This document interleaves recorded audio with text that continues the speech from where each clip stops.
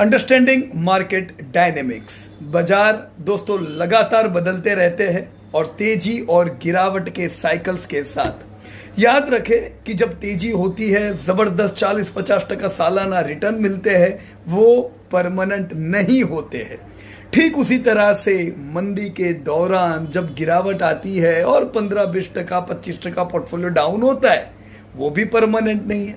तो फिर परमानेंट क्या है बोलो दोस्तों? लॉन्ग टर्म में जब हमें कंसिस्टेंट डिविडेंड जो हमारे बैंक में जमा होते रहते हैं और ग्रो होते रहते हैं, उसके साथ जो हम 15-20% के रिटर्न पाते हैं, ये सारी चीजें दोस्तों परमानेंट है।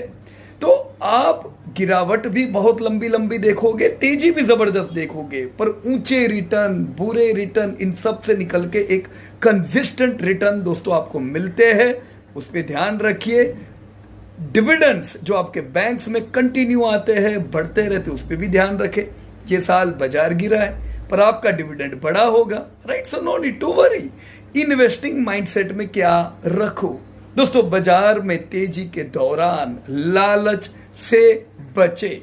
उसी तरह से दोस्तों मंदी के दौरान डर, फियर से दोस्तों दूर रहे, फियर दिलाने वाले लोगों से दूर रहे। तो एक्शन प्लान क्या हो दोस्तों?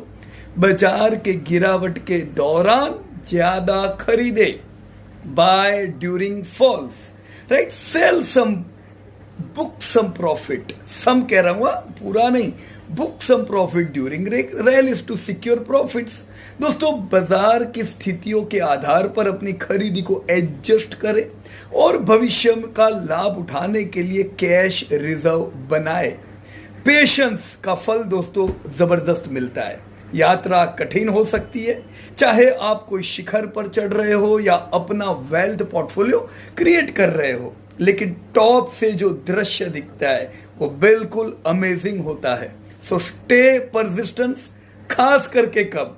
गिरावट में। Even I should stay persistent rally में भी, क्योंकि रैली में कभी कभी बहुत ज्यादा लालच में आ जाते हैं, right friends? So best of luck for the whole fall and you can accumulate more.